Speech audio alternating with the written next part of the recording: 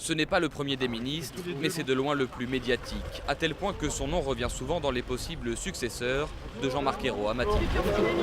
Manuel Valls est aujourd'hui le ministre le plus populaire du gouvernement, un bon point pour gravir les échelons, dans une période où la popularité manque clairement à l'exécutif. Il faut dire que depuis 2 ans et son arrivée à l'intérieur, il a su capter l'attention, très à l'aise sur les questions de sécurité, discours très ferme envers les Roms, le premier flic de France est dynamique, un homme à poigne.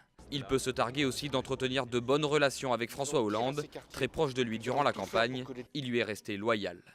Mais les points forts de Manuel Valls sont aussi ses points faibles, car s'il est populaire, il l'est surtout à droite. Il ne se cache pas d'être social-libéral. Problème, François Hollande doit rassembler plutôt à sa gauche.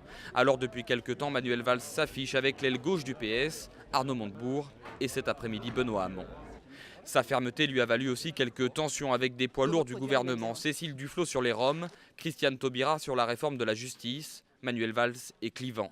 Enfin, le ministre de l'Intérieur est ambitieux et le montre, parfois un peu trop, ce qui pourrait jouer en sa défaveur. François Hollande sait néanmoins qu'après un Jean-Marc Ayrault dépeint comme lisse, il aura besoin d'un Premier ministre de combat.